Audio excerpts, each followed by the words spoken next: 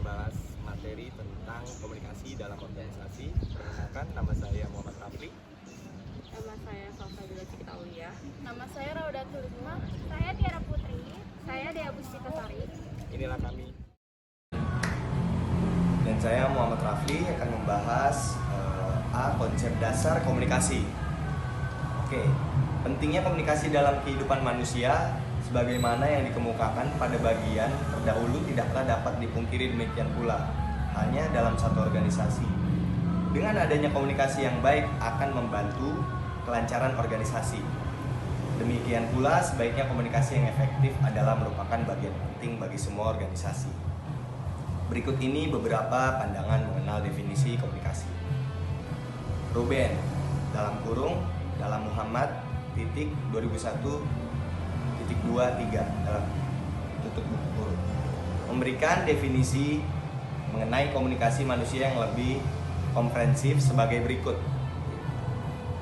Komunikasi manusia adalah suatu proses melalui mana individu dan hubungannya dalam kelompok, dalam organisasi, dan dalam masyarakat menciptakan, mengirimkan, dan menggunakan informasi untuk mengkoordinasi lingkungannya dan orang lain.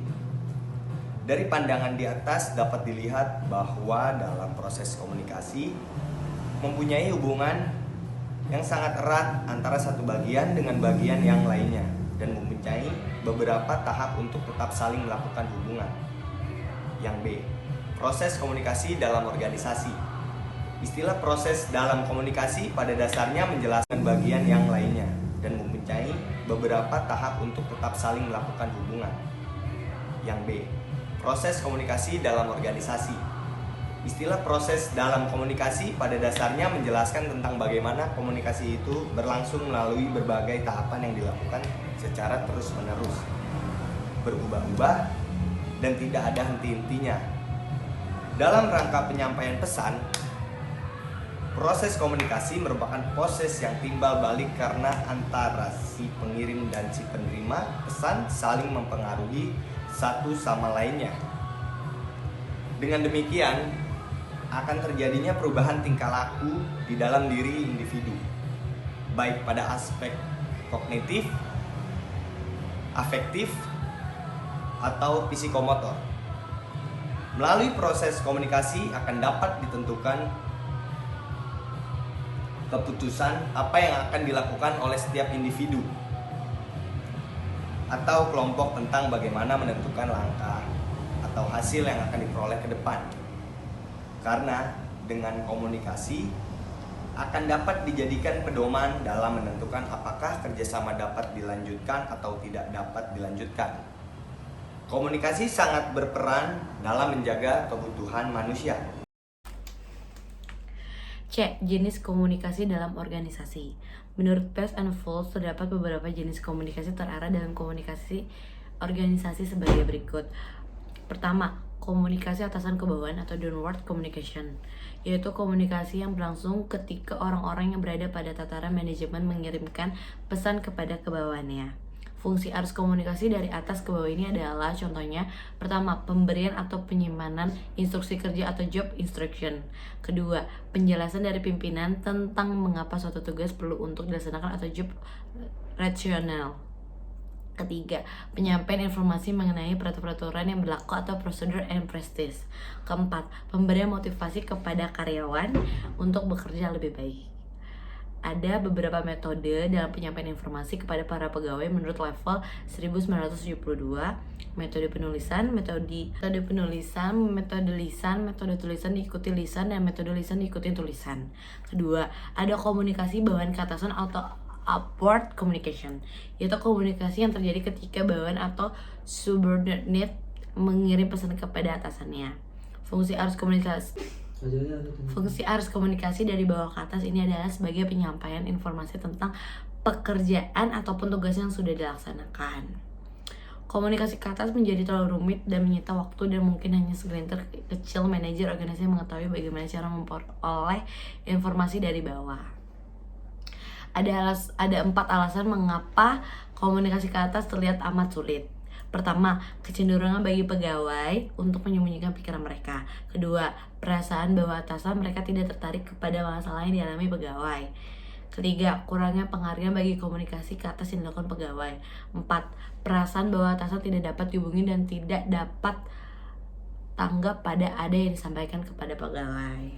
Yang ketiga, ada komunikasi horizontal atau horizontal communication, yaitu komunikasi yang berlangsung di antara para karyawan ataupun bagian yang memiliki kedudukan yang setara.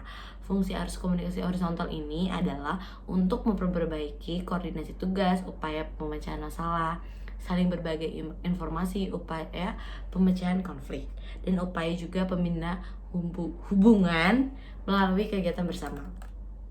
Keempat, ada komunikasi lintas saluran atau interline communication, yaitu tindak komunikasi untuk berbagi informasi melewati batas-batas fungsional. Spesialis staff biasanya paling aktif dalam komunikasi lintas saluran ini karena biasanya tanggung jawab mereka berhubungan dengan jabatan fungsional. Ada dua kondisi yang harus dipenuhi dalam menggunakan komunikasi lintas saluran. Pertama, setiap pegawai yang ingin berkomunikasi melintas saluran harus meminta izin terlebih dahulu dari atasannya langsung.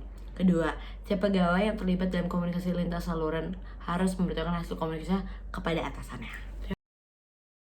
D. Manfaat komunikasi dalam organisasi. 1. Membangun kepercayaan yang meningkatkan engagement karyawan. 2. Memastikan karyawan memiliki suara dan suara itu dapat memberi masukan yang dibutuhkan organisasi Anda untuk berkembang. 3. Membantu membangun hubungan kerja yang lebih kuat antara anggota staf yang meningkatkan loyalitas. 4.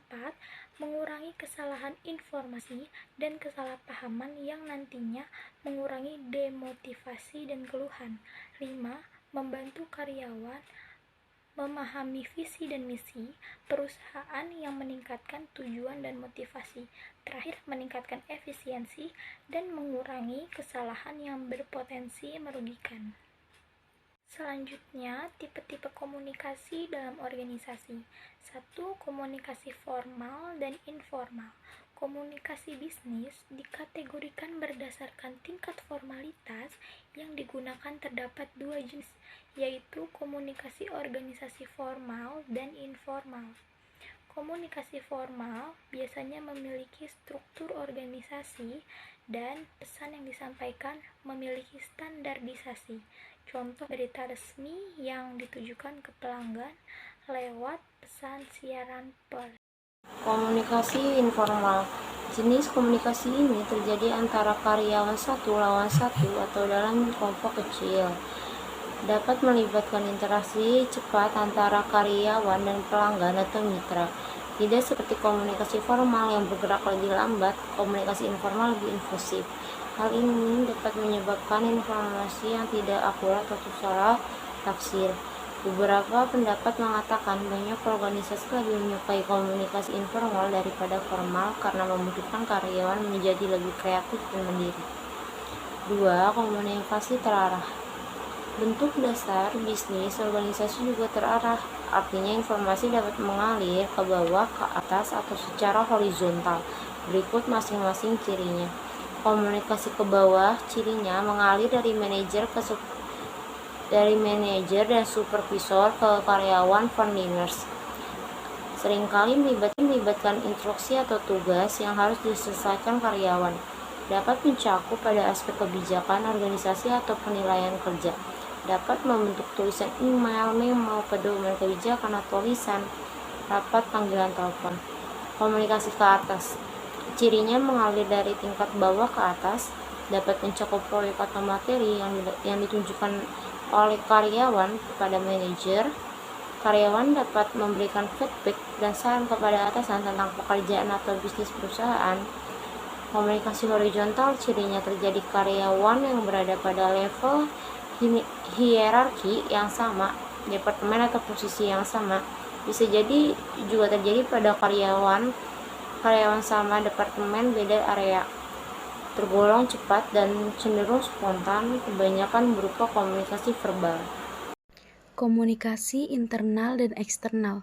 Contoh lain dari komunikasi organisasi adalah internal dan eksternal, seperti sebutannya. Komunikasi ini terjadi di luar dan di dalam organisasi. Mari simak seperti apa kriterianya. Contoh komunikasi internal. 1. Terjadi di antara anggota organisasi. 2. Terjadi di antara seluruh perusahaan dalam kelompok kecil orang, seperti departemen atau proyek. 3. Jika bersifat formal, biasanya komunikasi berupa tulisan. Contoh komunikasi eksternal. 1. Dikhususkan untuk orang di luar organisasi seperti pelanggan, calon pelanggan, mitra, media, pesaing, dan sebagainya. 2. Dapat membutuhkan waktu untuk membangun komunikasi efektif dan hati-hati agar tujuan organisasi tercapai. 3. Biasanya bersifat terstruktur dan dikirim melalui saluran tertentu sehingga audiens menerima pesannya. Komunikasi lisan dan tertulis. Berikut adalah bentuk dasar komunikasi bisnis organisasi dapat berupa lisan dan tertulis. Berikut cirinya. Komunikasi lisan. 1. Dapat terjadi di antara 2 orang atau dalam kelompok kecil, atau bahkan di antara seluruh anggota organisasi. Contohnya seperti gathering atau annual meeting. 2. Meskipun mungkin tampak lebih informal, seringkali bentuk komunikasi ini dapat terstruktur dan dipersiapkan dengan baik. 3.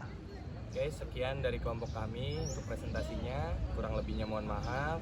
Wabillahi taufiq wal hidayah. Wassalamualaikum warahmatullahi wabarakatuh.